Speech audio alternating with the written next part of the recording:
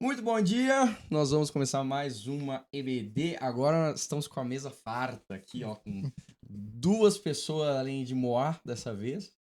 É um prazer estar com vocês, Cris, nossa capelã, e nossa professora de EBD também, né? Todo mundo já Isso aí. conhece. Oi, oi, gente. Bom dia a todos. Para mim é uma alegria muito grande estar aqui, não é verdade, Kleber? Verdade, bom dia pessoal, tudo bem? O Kleber, na verdade, sempre está aqui, né, É Kleber? verdade, Só que geralmente do lá lado de lá, atrás, né? Vamos ver como é que vai ficar, dependendo, eu do falo pra lado você de cá. voltar pra lá, viu? Tá bom, perfeito, tá ótimo. O Clebão tá sempre ajudando a gente, é o que salva nós aqui de tudo e hoje vai participar da nossa lição aqui, porque aliás, tá participando de todos os estudos aqui, vai trazer também. Está por É dentro do verdade, assunto, Tá né, por dentro. é Kleber? verdade. Nosso aluno número Assistindo 1 aqui, no backstage, nas assiste na edições, né? pré-estreia o negócio. Exatamente. Muito bom, gente. Então vamos. Hoje nós estamos na nossa última aula desse módulo, é o módulo de Lucas. Nós já terminamos a leitura do livro de Lucas. A leitura, sim, né? Como a gente sempre fala. A gente traz alguns tópicos para falar aqui, mas você deve estar acompanhando na sua casa, trazendo os seus próprios tópicos. E hoje a gente vai para Atos, na verdade. A gente não vai ler todo Atos, mas a gente vai fazer a continuidade. Como a gente falou na introdução de Lucas, Atos é o segundo volume, ou podemos pensar até que ele é o mesmo livro. Então, Lucas e Atos é uma unidade. Hoje nós vamos ver o início de Atos para poder ver essa continuidade e dar muito sentido para muita coisa que Lucas já falou. Mas antes disso, vamos orar. E dirá a Deus que nos Perfeito. traga graça para esse momento. Cris, você pode fazer essa oração? Posso sim. Vamos orar pedindo as bênçãos de Deus. Senhor, nosso Deus e Pai, muito obrigada, Senhor, por esta manhã. Muito obrigada pelo teu cuidado conosco. Muito obrigada porque se estamos aqui é porque o Senhor tem guardado nossas vidas. Nós te agradecemos também pelo teu cuidado sobre as nossas famílias. E neste momento, Pai, que nós possamos compreender mais um pouquinho da tua palavra, do que ela tem a falar aos nossos corações e nos ajuda, Senhor, a praticarmos. É o que nós oramos em nome de Jesus. Amém. Amém. Fizemos um coro, você viu? Ó, É. você viu? Estamos alinhados aqui. Alinhados no amém. E o técnico de áudio não fiquei bravo depois, que eu tava falando de ladinho, assim, ó. Não tem problema, não tem problema. Bravo não, viu, técnico? Assim ainda salva. Ok, Atos 1. Vamos para Atos 1. Ou será que nós vamos para Lucas 24 para ver que a coisa continua? Parece que é isso mesmo. É uma boa dica. Eu vou então ficar com o dedinho nas duas aqui já, para nós vermos que continua.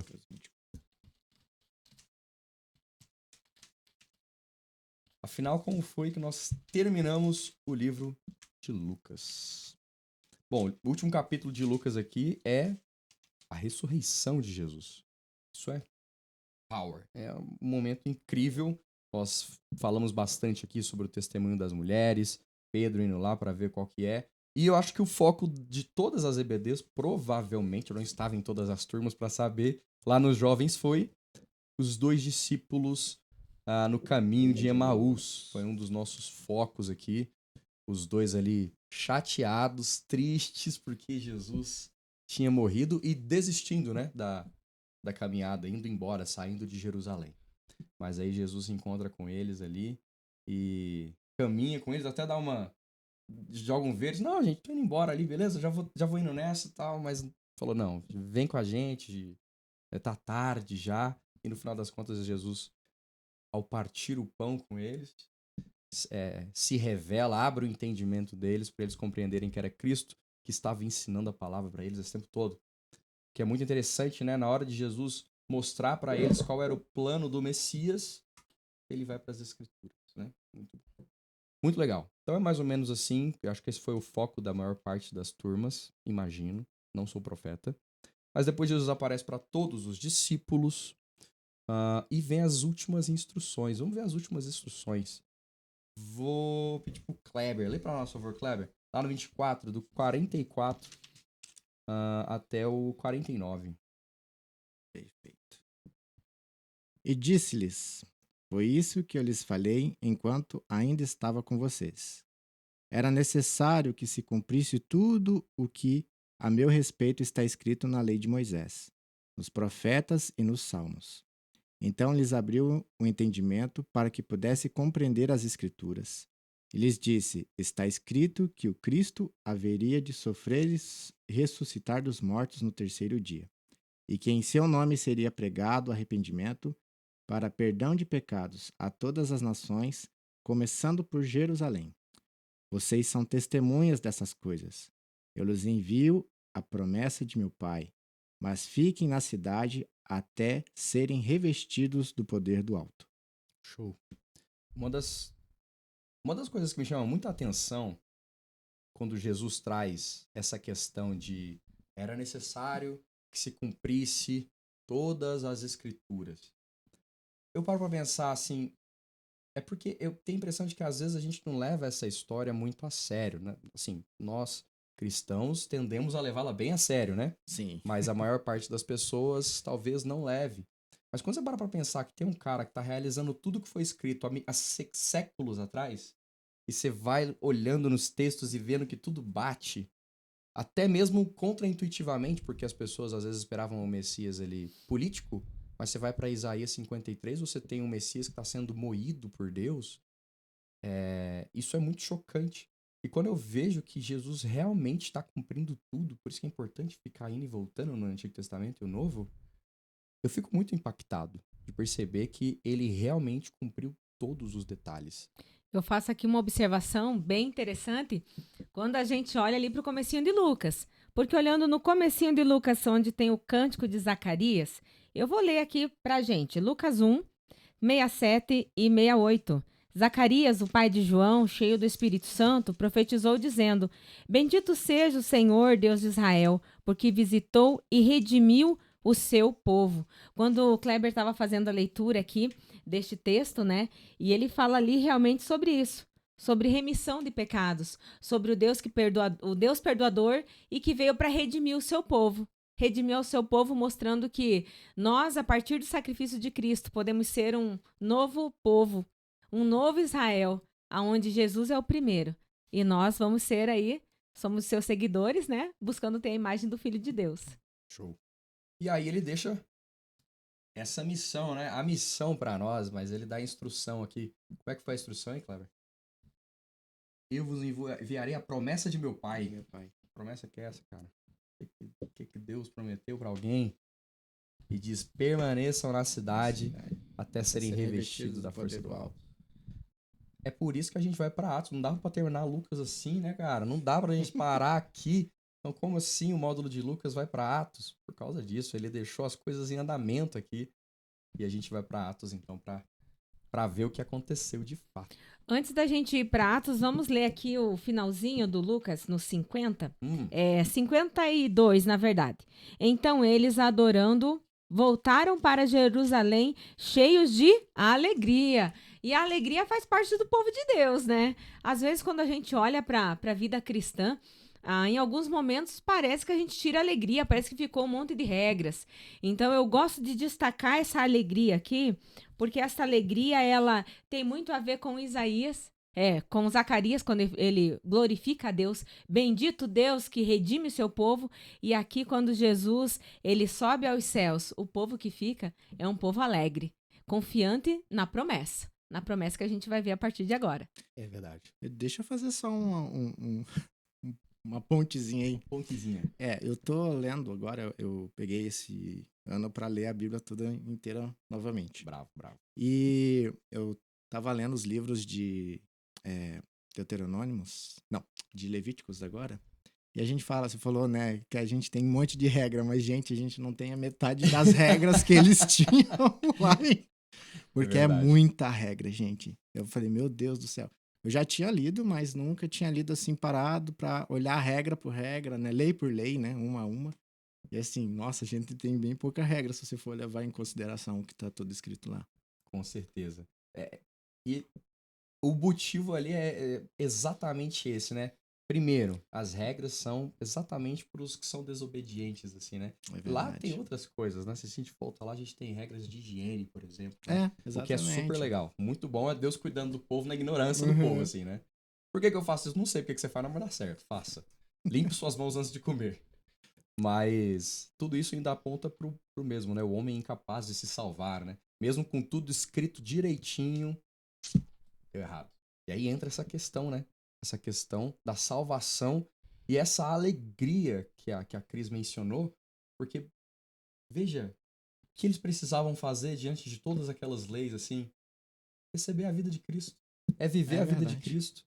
E aí eles encontram essa alegria na esperança, né? Na confiança, na esperança daquilo que há de vir.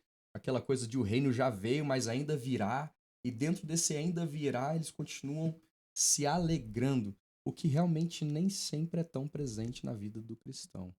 Às vezes a gente se esquece dessa esperança, se esquece dessa promessa e acaba vivendo uma vida de dor. Parece às vezes que a gente está até se autoflagelando, né? Porque perde a alegria e fica só uma condenação. Parece que a gente pega um jugo pesado pra gente, quando Jesus diz que o jugo dele é leve, né?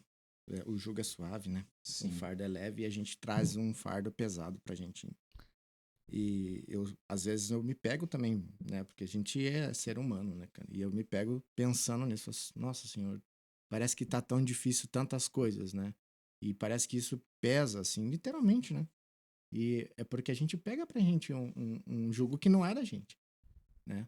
Jesus veio e levou sobre si, né? A gente tá falando do final de Lucas, a ressurreição de Cristo, mas também tem a questão da morte de Jesus. Ele morreu e levou sobre si todas as nossas dores, as nossas enfermidades. Mas de vez em quando a gente parece que quer pegar isso pra gente de volta, né? A gente quer carregar por nós. Não, Jesus, obrigado, isso, eu já fiz o sacrifício, mas deixa eu levar aqui que... E quando na realidade não é isso. E aí a gente fica com esse sentimento que você acabou de dizer. Poxa, é tão pesar. E a Cris acabou de ler que eles levaram com alegria. Por quê? Eles tinham acabado de encontrar Jesus, com certeza. E realmente se cumprindo aquilo que Jesus disse, que ele ia morrer, mas ia ressuscitar. Você também falou de Emaús. Eles estavam se lamentando, com tristeza, porque, poxa vida, Jesus morreu. Só que Jesus já tinha ressuscitado.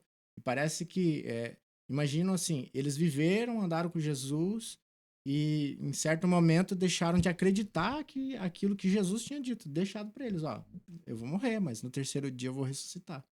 Então, eles vivendo isso, às vezes, se esqueceram, né? Imagine nós, de vez em quando a gente se esquece disso também. Uma leve piadinha em cima disso é... Jesus falava explicitamente, fala assim, discípulo, eu vou morrer, entendeu? Morte, morrida. E no terceiro dia, eu vou ressuscitar.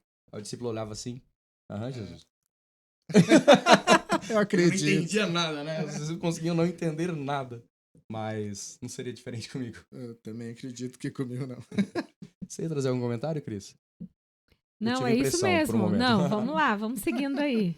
Show. Realmente, é bem dessa forma mesmo que a gente não deveria estar pegando alguns julgos desses para nós.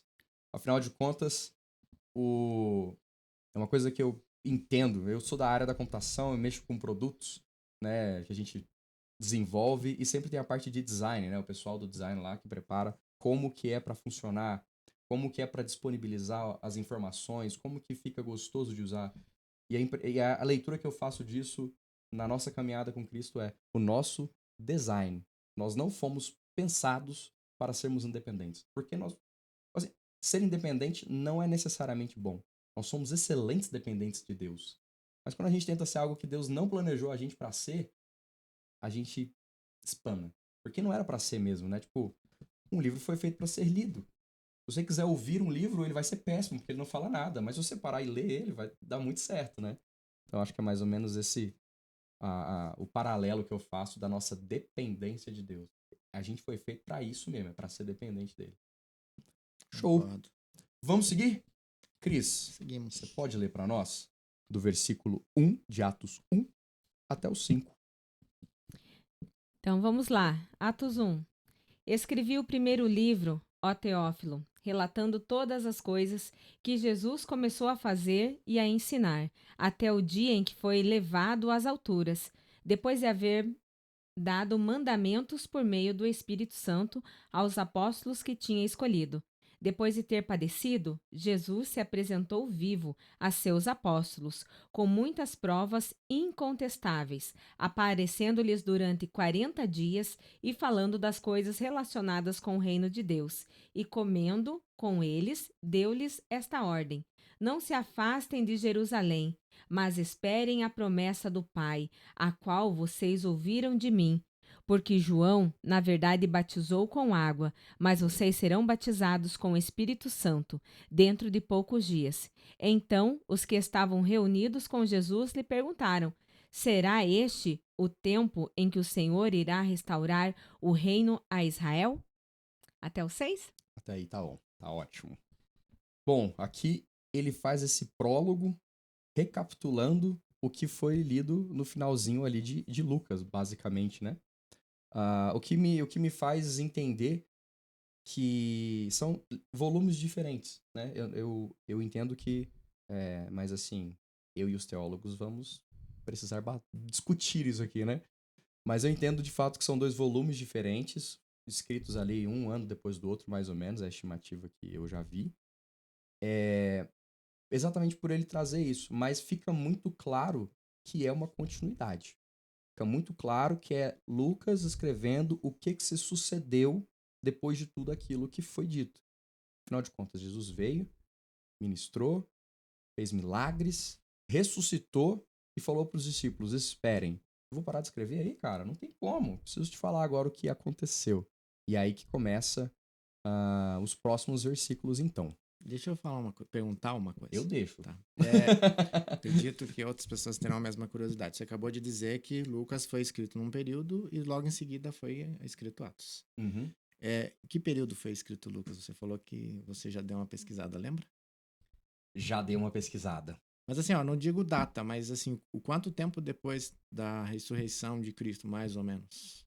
Colocaria os primeiros livros, as primeiras cartas foi com Paulo, com 50, 60 depois de Cristo. Se a gente considerar que Jesus ressuscitou ali por 33 depois de Cristo, então são uns 30 anos, assim, né? Lucas, eu já diria que foi ali, eu não tenho certeza da data precisa, mas eu diria que foi uns 40 anos depois, ali, então em torno de 70 depois de Cristo. Então Lucas, consequentemente, ele estava andando com Paulo na época.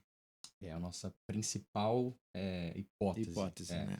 E Lucas é mencionado em alguma carta de Paulo. O que a gente não consegue ter total certeza é que ele não deu CPF, assim, né? Se ele tivesse dado CPF, tava mais fácil.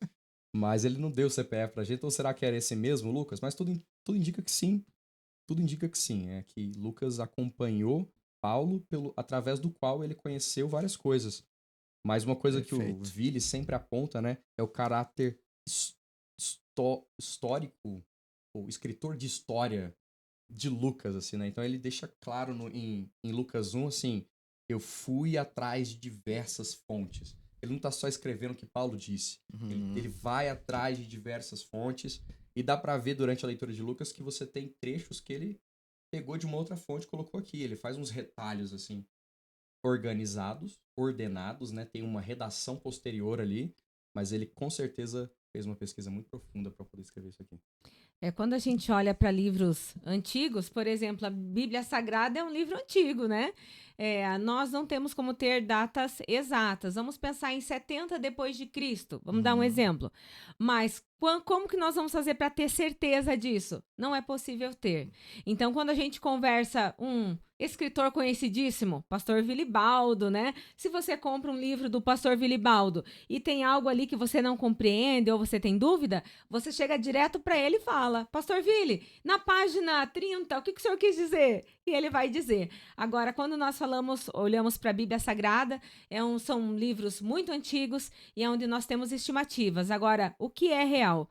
O que é real é que Lucas possivelmente é um historiador, pela riqueza de detalhes que ele dá, e são detalhes muito ricos, né? Ele traz detalhes riquíssimos e vai dando detalhes em sua escrita. E quando a gente chega agora em Atos, muitos teólogos e teóricos dirão: não é Atos dos Apóstolos, é Atos do Espírito Santo através dos apóstolos. Então nós vamos ver todo um agir de Deus, um mover de Deus através do livro de Atos, e isso é muito surpreendente. E a partir de agora, né, Ildo, vamos ver que é revestido também do poder do Espírito. Poder do Espírito, isso é importantíssimo. Ok. Cris, você continua a leitura para nós? Você leu até o 6, a gente pode ir ali até o 11 agora. Vamos lá. O 7. Jesus respondeu: não cabe a vocês conhecer tempos ou épocas que o Pai fixou pela sua própria autoridade, mas vocês receberão poder ao descer sobre vocês o Espírito Santo e serão minhas testemunhas, tanto em Jerusalém como em toda a Judéia e Samaria e até os confins da terra. Depois de ter dito isso, Jesus foi elevado às alturas, à vista deles, e uma nuvem o encobriu dos seus olhos. E estando eles com os olhos fixos no céu, enquanto Jesus subia, eis que 2 homens vestidos de branco se puseram ao lado dele e lhes disseram: Homens da Galileia, por que vocês estão olhando para as alturas? Esse Jesus que foi levado do meio de vocês para o céu virá de modo como vocês ouviram subir. Eles estão falando porque eles fazem uma pergunta. Senhor, é neste tempo que vai restaurar o reino a Israel? Eu acho que eles estavam, igual você falou, eles estavam esperando que Jesus fosse o Messias que ia trazer o reino de volta para Israel, né? Sim, era a grande expectativa. Compreender que o Messias faria algo tão mais transcendente do que um reino humano não foi compreendido, né? E, honestamente, é difícil para nós ainda compreendermos isso, porque a partir do momento que você compreende que a missão de Jesus ela não tem nada a ver com simplesmente aquilo que vai acontecer nesse século, vamos colocar dessa forma, né? Com um vocabulário menos crente, menos crentez. Aquilo que acontece nesse mundo, nessa nossa vida, antes da gente morrer, essas coisas não são as que mais importam. Inclusive, estava conversando com a Cris agora há pouco sobre algumas mortes, né? A Cris é nossa capelã e ela vivencia essas mortes de perto. E às vezes, aí a Cris estava me contando de um caso aqui e ela mencionou, olha, ser cristão não significa que você vai ter uma morte tranquila. Você vai ser um velhinho de 99 anos que dorme e acorda não acordando, né? Acorda no céu. Talvez não diz respeito a isso, né? Porque o que realmente importa é a vida eterna. Então, quando a gente percebe isso, tipo, cara, se entra na cabeça que o ministério de Cristo vai para além dessa vida, muda completamente a forma de viver. Então eu acho que isso ainda não é tão claro para nós às vezes. A gente ainda dá uma gaguejada, sabe? Parece que o nosso objetivo ainda às vezes é ter uma vida boa, quando não é bem esse o objetivo do ministério cristão. Estudando esse texto aqui da lição de hoje, né? Porque o tema dela é um povo chamado igreja. Então, quem é esse povo chamado igreja? E dentre os desafios que a gente tem, por que a gente tem esses desafios? Então, eu estava pensando um pouco nisso. Nós receberemos poder quando vir sobre nós o Espírito Santo. De repente, a gente tem esse poder. A profecia de Joel se cumpre, né? Agora, e por que a gente ainda tem alguns dilemas e algumas dificuldades? E eu confesso para vocês que eu fiz algumas anotações aqui sobre o equívoco da igreja atual. Talvez a igreja atual que a gente vive, talvez ela tenha alguns equívocos. E dentro desses equívocos, talvez tenha tudo a ver com essa pergunta que os discípulos fizeram aqui. Sendo que o reino de Deus chegou, porque ele já era acessível. E Jesus veio e ele falou, o reino de Deus chegou. Eu consigo ter acesso a esse reino, tocar nesse reino, sentir a paz desse reino. Mas ele é contraditório em alguns momentos para aquela cultura da época. Por quê? Como assim, bem-aventurados os que choram, que serão consolados? É um paradigma. E hoje, talvez muito dos dilemas que nós temos é porque nós confiamos na nossa força. As expectativas que nós temos, algumas delas é para o tempo de hoje. Quais são os grandes dilemas do ser humano?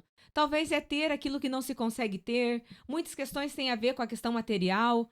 Outras questões têm a ver com a doação que não existe, né?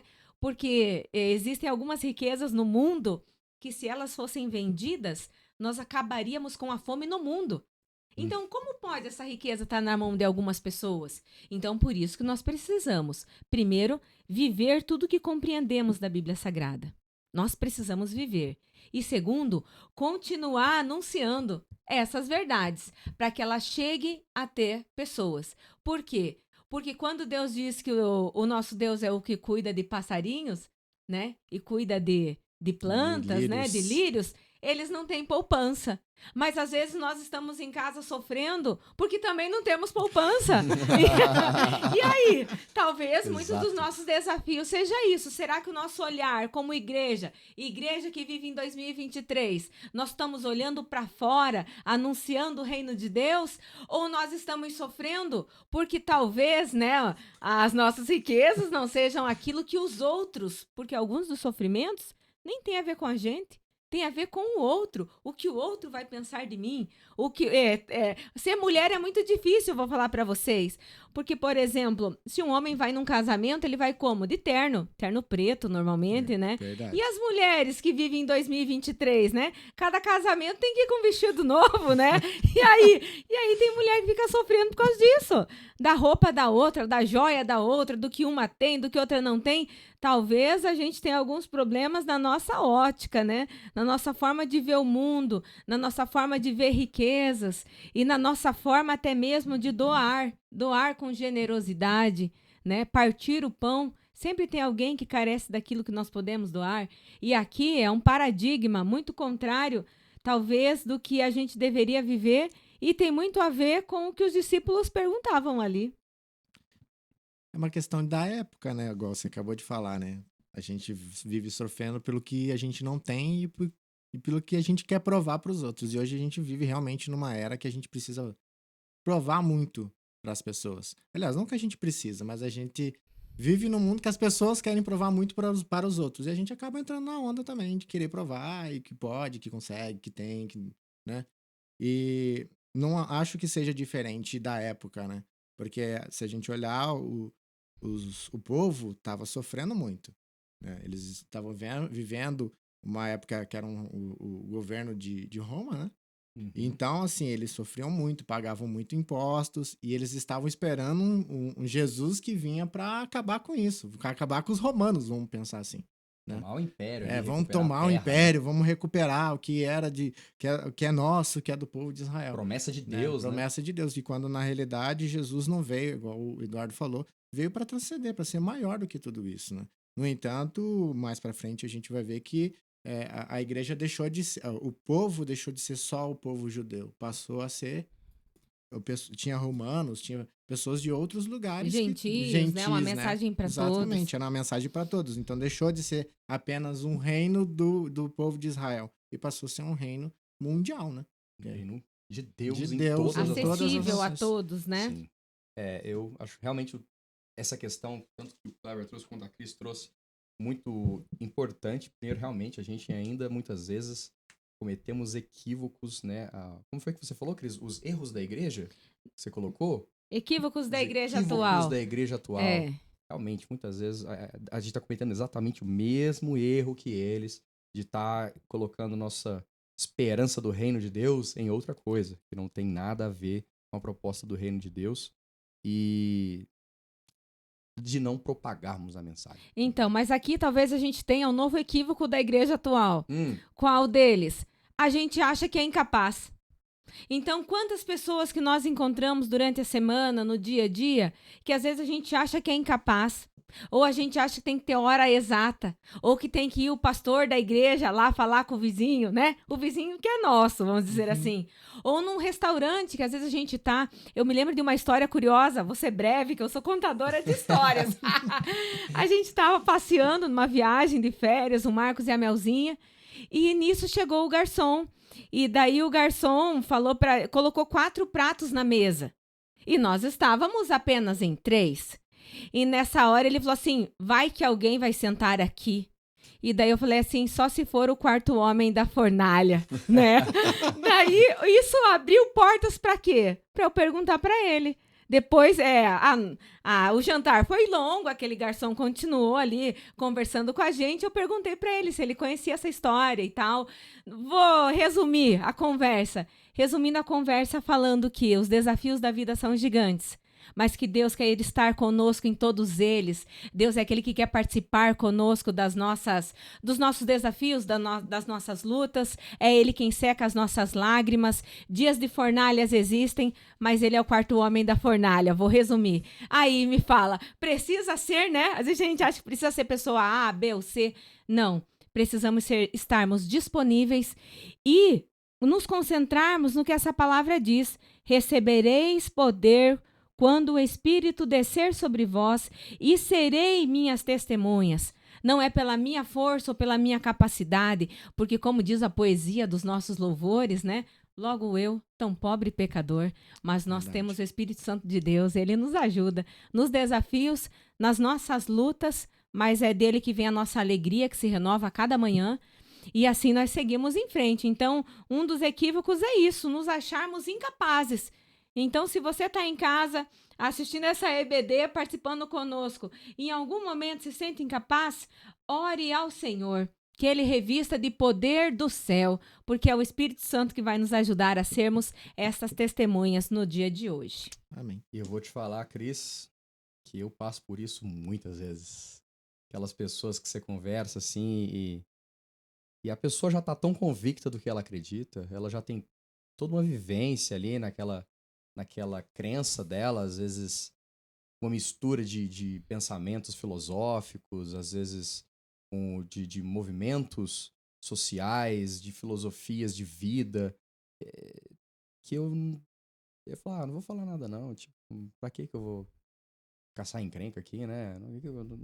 Caçar encrenca nunca é uma boa ideia, de fato, essa não é a ideia, né? Mas eu não estaria caçando encrenca, sabe? Eu só estaria compartilhando um pouco de Deus, mas eu me sinto, não vai adiantar nada. Eu confesso, isso acontece comigo, mas eu tô sendo hipócrita, porque o que a minha fé diz é que essa força vem do Espírito Santo, que Jesus, aliás, foi a promessa de Deus, que Jesus foi ao Pai e pediu para que Deus Pai enviasse o Espírito dele para nós. Então, se eu creio na palavra de Jesus, eu tenho que crer nisso. Eu tenho que crer que o poder me foi revestido com o Espírito Santo. E tem uma coisa bem interessante, que quando a gente olha para a Bíblia Sagrada, nós temos vários relatos ali, e de pessoas que têm relacionamento íntimo com Jesus, e que se relacionaram com ele, que experimentaram o milagre, e isso eu acho que é demais. Então, o que aconteceu com o cego? Chegaram para o cego e perguntaram, quem foi que te curou? E ele falou que eu não sei, eu só sei que eu era cego e agora eu vejo. E tem situações da vida que às vezes a gente acha que a pessoa quer uma resposta complexa, uma resposta cheia de detalhes. E aí eu falo para vocês uma coisa que eu sempre uso, né? Eu tiro a vida. E na vida que eu tiro eu falo, eu só sei que eu era uma menina de pés descalços. E Jesus mudou minha história, mudou minha família, e ele deu uma direção tão diferente e me mostrou o quanto eu era amada e preciosa para Deus. E quanto a isso, não tem argumento, porque eu estou falando da vida real. Então, às vezes, nós somos questionados, até mesmo em momentos e por pessoas, né, que talvez esperam uma história muito cheia de requintes, mas a vida cristã ela é muito simples, né? Eu só sei que em dias tristes eu posso entrar no quarto, fechar a porta e falar com o meu Deus que está em secreto. E o Deus que me vê em secreto, ele me responde. Então, nós precisamos trazer a vida. Por isso que no passado, né, falava-se muito na EBD assim, eu não me importo com aquilo que eu não entendo, mas com aquilo que eu não pratico. E eu acho que isso ainda é muito verdade hoje. Quando mais se estuda a Bíblia, mais vemos que temos coisas para aprender dela, mas quanto mais nós estudamos, mas nós vemos a simplicidade de se aproximar de Deus, que tem interesse por um coração quebrantado e humilde. E é isso, ele não rejeita. Eu vou fazer um comentário assim. Você falou da simplicidade de entrar no quarto, fechar a porta e falar com Deus. Às vezes a gente esquece que Deus, através de Jesus, é nosso Pai.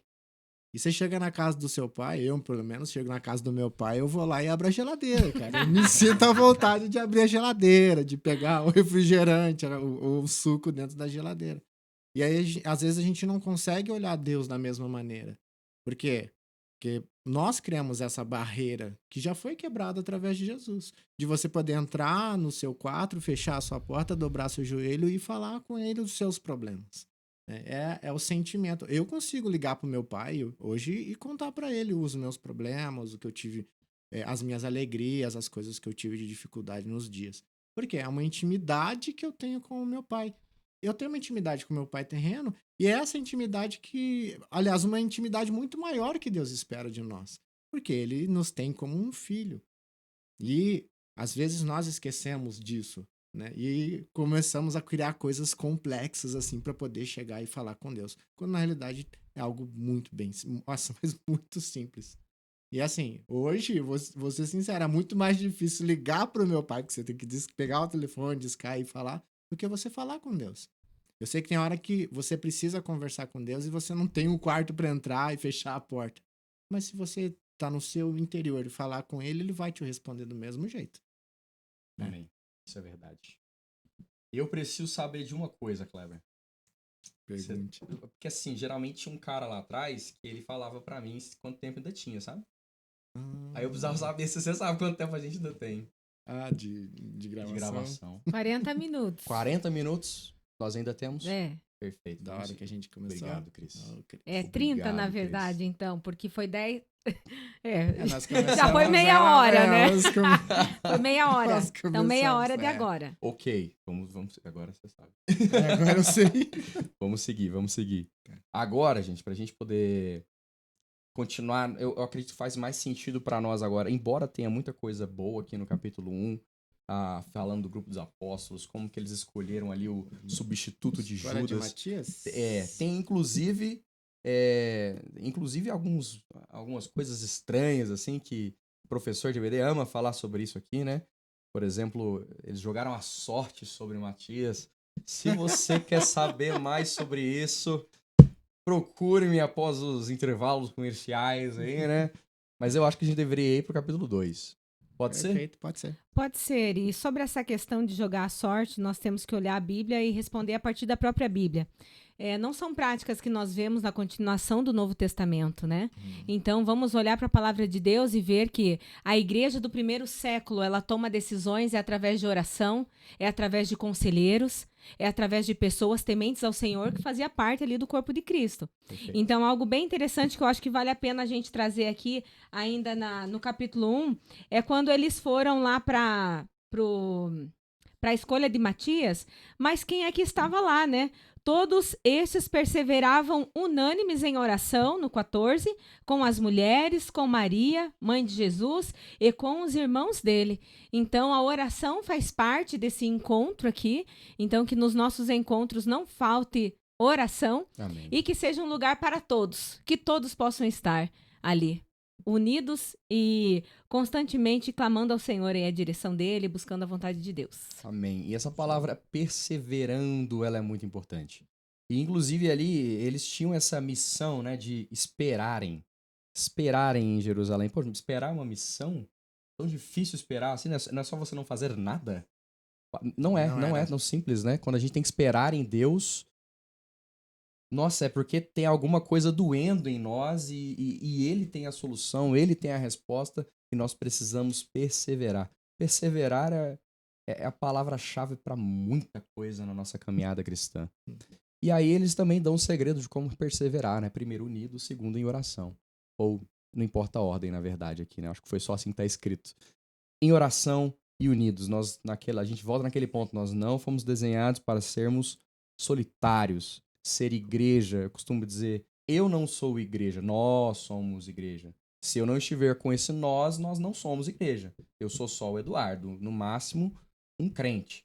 Igreja é o corpo. Temos que estar junto para ser igreja. E segundo, em oração. Então, se nós precisamos perseverar, se nós precisamos esperar pela resposta de Deus, sabendo muito bem, esse que vos fala aqui sabe o quão difícil isso é. Passo por essa dificuldade de esperar em Deus. Mas Somos esse é o dois, caminho. então. Você também? Eu também. Achei que era só eu, cara. Não. Isso não é exclusivo teu. Então, muito bem lembrado, Cris, porque é uma palavra que nos ensina também, né? Esperarmos em oração. Show! Agora acho que a gente consegue ir pro capítulo 2. Eu vou ler aqui, que faltou eu ler. Do versículo 1 até o 4 primeiro. Tendo-se completado o dia de Pentecostes, estavam todos reunidos no mesmo lugar. De repente veio do céu um ruído como o agitar-se de um vendaval impetuoso que encheu toda a casa onde se encontravam. Apareceram-lhes então línguas como de fogo que se repartiam e que pousaram sobre cada um deles. E todos ficaram repletos do Espírito Santo e começaram a falar em outras línguas, conforme o Espírito lhes cedia se exprimirem. Aqui temos o Pentecostes. É legal você ler aqui, né? Que veio como fogo, né? Aham. Que se separar e pousou sobre cada um deles.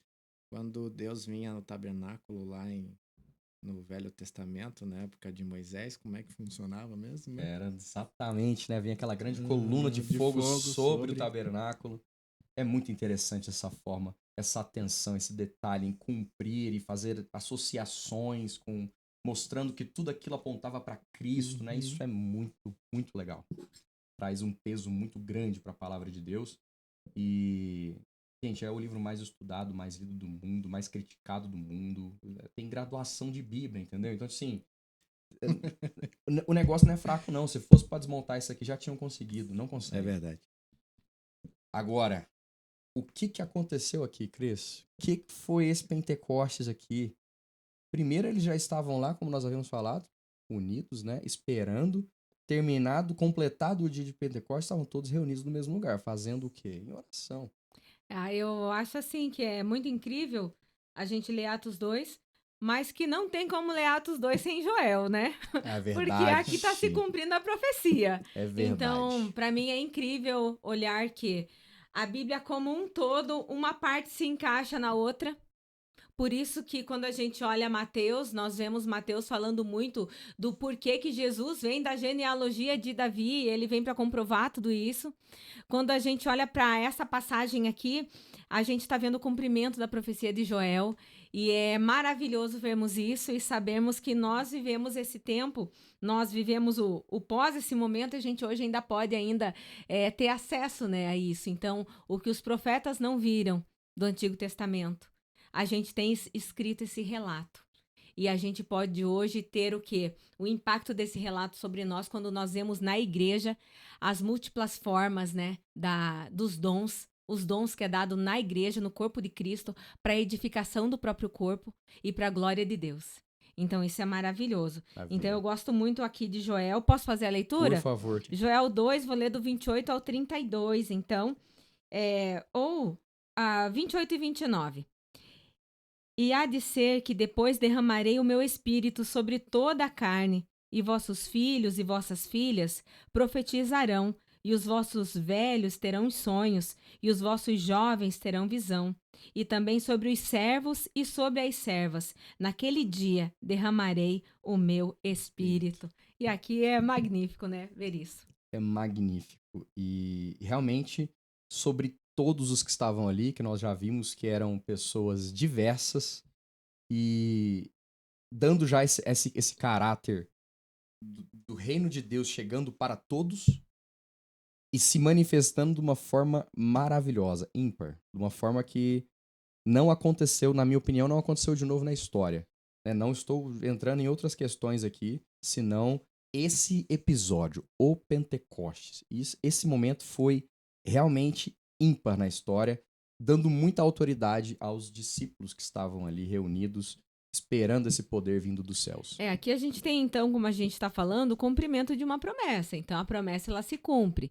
Quando a gente olha o povo de Deus ao longo da história, quem gosta muito de estudar, né, momentos e fases da igreja, porque nós temos 2000 anos, praticamente, de igreja, nós vemos o quê? Avivamentos. Então, quando nós vemos avivamentos, ele passa muito sobre arrependimento, conversão de vidas e pedido de perdão, conversão que tem a ver com mudança de hábitos, né? Arrependimento precisa ter a água e o fogo, né? O batismo na água, ele simboliza muito isso, um arrependimento, né? Sim. Que mudança de vida, porque João Batista, ele vem e ele proclama um arrependimento. É claro que ele é bem duro ali, né? Raça de víboras. Mas ele vem para dizer sobre a necessidade de um arrependimento, necessidade de mudança de postura, o que tem muito a ver com o que nós já lemos nessa aula hoje. Acho que foi o Kleber que leu, né, Kleber? Sobre converter os corações, né? E essa conversão de corações, ela passa realmente por arrependimento. E quando nós vemos avivamentos ao longo da história do cristianismo, nós temos também arrependimento e santificação. E aí sim, nós temos o mover do Espírito. Então, não são coisas desconexas, não são pessoas que vivem de qualquer jeito, o que Deus quiser fazer, vai fazer. Não, é povo que se une para orar. né? É a igreja que se reuniu para oração, para conversar com Deus, para realizar coisas, e a partir desse encontro com o Deus do secreto, né? A partir daí sim nós vemos um mover do Espírito. Então nós temos esse marco importante aqui, que é o cumprimento da profecia de Joel, mas nós temos ao longo da história do cristianismo avivamentos. Será que veremos um grande avivamento no Brasil? Temos a expectativa, né? Temos a expectativa, o desejo Amém. de que isso aconteça e a busca para que isso aconteça volta no arroz com feijão, né? Leitura, oração, comunhão, abençoando a vida e edificando o corpo uns com os outros. Acho que o melhor que a gente pode fazer para promover esse avivamento é fazermos isso. Todos nós, né? Acho que isso já realizaria muito. Amém. Agora, o que mais aconteceu aqui? É importante talvez falar sobre as línguas. Eu acho que é um assunto, não sei se ele já está batido, mas às vezes é um assunto difícil para algumas pessoas. Bom, quanto às línguas. Eu tinha uma perspectiva, na realidade uma visão de criança, né, na realidade, né, porque eu vou na igreja desde pequeno. E quando eu eu só falava... te conheço adulto, então para mim você nunca foi criança. E nunca teve cabelo, né? Exatamente. Mas assim, quando eu era criança, né, os meus pais, meu pai voltou pra igreja e minha mãe se converteu. Eu devia ter a idade do meu filho hoje. Devia não, tinha a idade do meu filho hoje, 8 anos. E aí eu vi essa parte de línguas repartidas, assim, como eu era de uma igreja pentecostal, né, e lá eles falam em línguas e tal, imaginavam que era aquela língua que tinha sido repartida. Mas depois, com o tempo, né, crescendo, amadurecendo e lendo o texto de forma, né, mais profunda, eu entendi que era repartido línguas, né, como se hoje a gente tivesse um Pentecoste e tivesse um norte-americano ou um alemão, um russo, e as pessoas começassem a falar nessas línguas diferentes que, né, eu pelo menos não sei falar alemão. Você não sabe? Não. Poxa vida. Eu sei. Então, eu tinha essa perspectiva, eu tinha essa visão, né? Nossa, eles falavam em línguas estranhas e tal, né? Sim. Eu, com certeza, acho que porque nós já fomos apresentados a essa língua, né, que os pentecostais ensinam.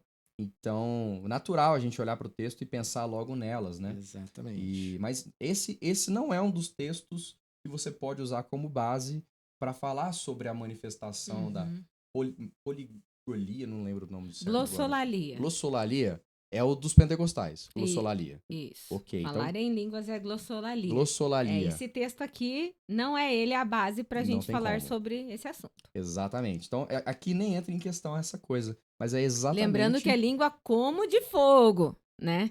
Aqui no texto bíblico, né? Entendeu? É isso que está falando ali, né? No 3. E apareceram distribuídas entre eles línguas como de fogo, as quais pousaram sobre cada um deles. Então, seria realmente uma manifestação aqui sobrenatural, né? Sim. Não dá pra gente dizer que é igual a um fogo, ou uma labareda de fogo. Mas de qual forma que Lucas encontrou para descrever? Ele usou essas palavras para descrever. Então, também tem tudo isso, né? Como que eu vou descrever algo sobrenatural que aconteceu? Aí eu vou usar essa expressão. Quando a gente olha para Apocalipse, nós vemos também João ali tentando descrever aquilo de surreal que ele estava vendo. E ali ele traz palavras para que a gente possa tentar compreender. Mas tem coisas que a gente pode colocar na categoria dos mistérios. Sim. Então, esse texto pode ser um deles. Como que é essa língua de fogo? Liga pro Lucas lá pra gente perguntar pra ele. Vamos tirar isso aqui a limpo. Provavelmente uma figura de linguagem que ele usava na época, né? Será? Eu não faço a menor Não, ideia. também não, eu só tô... Mas de fato fica contextualizando. claro, o texto fica claro, que o que aconteceu aqui em seguida, quanto ao entendimento, foi. Temos os dois casos, né? Temos você falando numa língua que você não falava, o alemão, como você trouxe, né? Nós não Sim. falamos alemão. Mas tem um rapaz aqui que ouve em alemão e eu tô falando aqui e ele tá entendendo em alemão. Eu tô falando em português e ele tá entendendo em alemão. Como é que é isso aqui? Né? E tem a outra possibilidade também, que é eu, do nada, saber falar alemão. Tem essas duas vertentes aí, mas a glossolalia não entra aqui como uma possibilidade. Ok. Mais alguma coisa nesse texto? Acho que nós podemos seguir, né? Sim. Seguir ali dos 5 em diante. Vou ler aqui na minha tradução.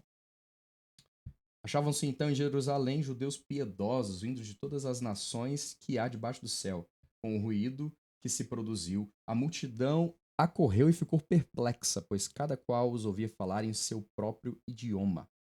Estupefatos e surpresos diziam: não são acaso galileus de todos esses que falam? Como é, pois, que os ouvimos falar cada um de nós no próprio idioma em que nascemos? Partos, medos e elamitas, habitantes da Mesopotâmia, da Judéia e da Capadócia, do Ponto e da Ásia, da Frígia e da Panfilha, do Egito e das regiões da Líbia, próximos de Cirene, romanos que aqui residem. Tanto judeus como prosélitos, cretenses e árabes, nós os ouvimos anunciar em nossa própria língua, nossas próprias línguas, as maravilhas de Deus. Estavam todos estupefatos e atônitos, perguntavam uns aos outros: que vem a ser isto? Outros, porém, zombavam: estão cheios de vinho doce. Bom, aqui a gente precisa lembrar que Lucas é um historiador, né? Então, ele não trouxe todos esses nomes aqui dos lugares à toa. Ele trouxe esses nomes aqui para ressaltar, em primeiro lugar, o caráter o caráter inclusivo do cristianismo a partir de agora, né? Disso que está acontecendo aqui, ainda nem temos necessariamente um cristianismo, por assim dizer. Eles ainda são judeus, né, seguidores de Jesus aqui, mas ele está querendo deixar claro que eram pessoas de todos os lugares e capacitados pelo poder do Espírito Santo ali, que desceu com essas línguas como de fogo para poder transmitir a mensagem que eles tinham, para poder glorificar a Deus, e todas as pessoas estavam ouvindo em alto bom som. Aqui já foi eu reforçando, né? Colocando coisa que não está no texto. Mas enfim, todos estavam ouvindo na sua própria língua. Ou seja, o poder que foi dado ali foi para deixar bem claro: nada pode te impedir de falar do meu Deus. Duvide. E é poder de falar ou poder de ouvir? Aqui a gente tem algo interessante. Por quê? Porque cada um ouvia, né, segundo o seu idioma. Então, é um sobrenatural de Deus, aonde cada pessoa conseguia escutar. Então, aqui a Sim. gente tem o milagre do escutar, Uhum. né? Eu consigo escutar no meu idioma algo que eu consigo compreender. E são palavras para glorificar a Deus. Então, é glorificando a Deus, é engrandecendo o nome de Deus, é algo realmente único e que nós vemos acontecer nesse episódio e desta forma aqui. Muito bem apontado. Se Deus conseguiu, né, se Deus fez nesse episódio aqui com que o que eu estou falando fosse até traduzido, será que ele não consegue transformar as minhas palavras para eu falar com alguém que tem uma visão de mundo um pouquinho diferente da minha? Que às vezes a gente tem, eu tenho essa dificuldade muitas vezes, né? Como é que eu vou transmitir os valores que eu quero transmitir para alguém que pensa tão diferente de mim? Bom, esses caras aqui definitivamente pensavam muito diferente, não tinham nem a mesma língua. E ainda assim foi possível escutar as maravilhas que estavam sendo ditas sobre Deus. Muito bom, muito bem notado. Essa questão do poder de ouvir. Você falou alguma coisa, Clavão? É que também tem de falar, né? Sim, sim. Não, sim. É, falar e ouvir. São as duas questões. As duas questões, de fato. Muito bom, muito bom. Aqui vamos seguir, então, agora temos o discurso de Pedro. Como é que tá nosso tempo aí, Cris? Conta pra mim. 8 minutos. 8 minutos. Temos o discurso de Pedro aqui. E depois eu acho que vai ser para os nossos 8 minutos, embora o discurso de Pedro seja sensacional e uma excelente referência aí para todos nós. Leia em casa. Eu acho que é interessante a gente ver todo Leia em casa. aquela voz. o som de Cid Leia em Moreira. casa. Ok. Agora eu acho que é interessante a gente ver como vivia a igreja. Acho que a gente pode fechar essa aula aqui com as primeiras conversões ali e a primeira comunidade cristã, que está no versículo 42 ao versículo 47. Poderia ler para nós, por favor, Kleber? Do capítulo 2 de Atos. 2:42 ao 47. Eles se dedicavam ao ensino dos apóstolos e à comunhão, ao partir do pão e às orações. Todos estavam cheios de temor e muitas maravilhas e sinais eram feitos pelos apóstolos. Os que criam mantinham-se unidos e tinham tudo em comum. Vendendo suas propriedades e bens, distribuindo a cada um conforme a sua necessidade.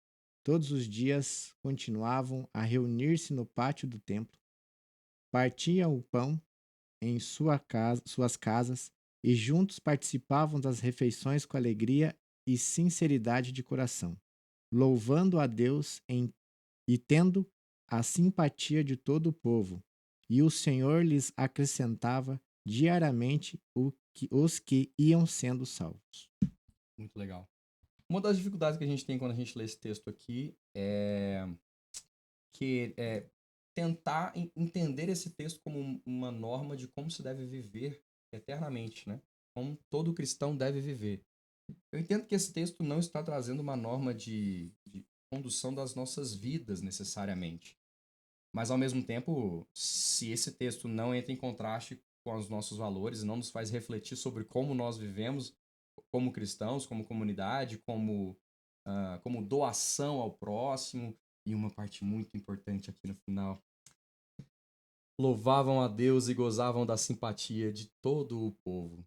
Essas palavras precisam ecoar na gente, né? A gente precisa parar para pensar um pouco. Será que nós vivemos isso hoje? Será que a gente tem a simpatia do povo? Será que a comunidade cristã ela é tão abençoadora para todos aqueles que estão ao seu redor, que as pessoas gostam de ter igrejas perto de suas casas, as pessoas gostam de receber cristãos, as pessoas gostam de ouvir cristãos? Ou será que não? Difícil, hein? Infelizmente, eu vou me defender de várias formas como cristão, né? Vou falar sobre a verdadeira igreja, vou falar que o cristão é aquele que segue a Cristo, e tudo isso é verdade, não é porque alguém se diz cristão que essa pessoa de fato é cristã. Tem algumas denominações que eu preferiria que elas não fossem ditas cristãs, porque parece que diverge tanto.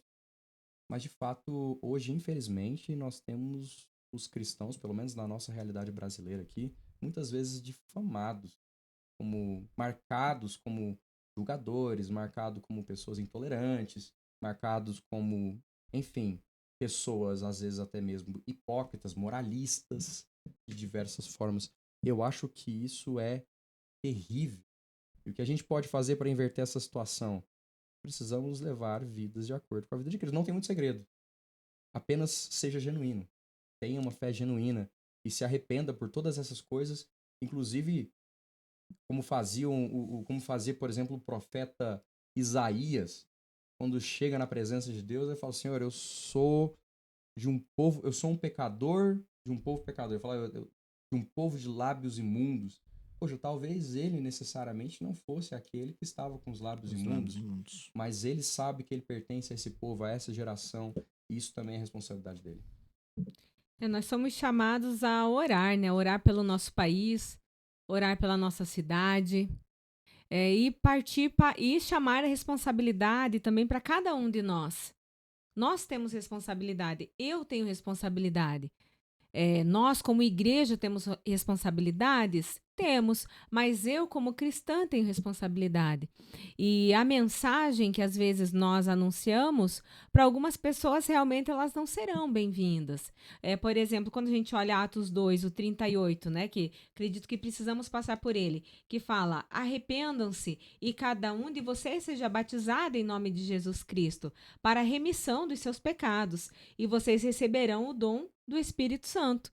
Né? Então, nós teremos o Espírito Santo dentro de nós. Esse Espírito Santo é o que nos dará, né, esse poder, certo? Mas nós temos um misto de responsabilidade também. Né? Responsabilidade de: será que o meu discurso ele também é tão agradável porque ele também é negligente? Né? Então, existe um equilíbrio. Por isso que a Bíblia também fala: aquele que tem falta de sabedoria, peça ao Senhor. Então, que revestidos de autoridade do céu, com o poder do Espírito Santo de Deus, nós possamos ter sabedoria para sermos usados neste tempo, aonde nós estamos. E que, como igreja, possamos orar orar pela nossa cidade, orar pelo nosso país, orar por este tempo, porque são muitos os desafios que nós encontramos neste tempo e a igreja também precisa se posicionar, né? Porque olha o ataque muitas vezes contra as nossas crianças, né? Quando a gente olha criança, juventude, são muitas as afrontas que vêm totalmente contrários à palavra de Deus. E o nosso discurso, ele precisa ser um discurso verdadeiro. E ele precisa ser um discurso dentro de nossas casas. Por isso que eu falo, parte de nós. Eu com a minha família, eu no meu convívio, e assim eu, como igreja, vou conseguir, então, revestidos pelo poder, impactar a sociedade ao redor. Amém. Amém. Comentários finais, doutor Kleber? Não. Não, que manda um beijo pra sua mãe. Eu mando um beijo pra minha mãe. Beijo, senhora Sheila. Te amo. Uma alegria muito grande estar aqui juntos, aprendendo um pouquinho. Verdade. Quanto mais a gente estuda, mais vemos, né? Que a gente Sim. pode aprender mais e que Deus nos ajude. Ajude a compreendermos as verdades dessa palavra e confiarmos em seu poder para seguirmos em frente. Não é na nossa força, né? Logo eu. Kleber, faz uma oração pra nós, entregando esse momento e o culto Claro. que já vem. Deus, muito obrigado, Senhor, porque o Senhor tem estado conosco, Pai. Peço que o Senhor continue nos ensinando e abrindo nossas mentes para entender, ó Deus, a Tua palavra, dia após dia. E que possamos cumprir o Teu ídio, ó Pai, e falar às nações, ó Deus. E falar, Senhor, aos nossos vizinhos também, na escola onde estudamos, na faculdade, ó Deus, no trabalho. E que possamos cumprir este ídio onde estivermos, Pai.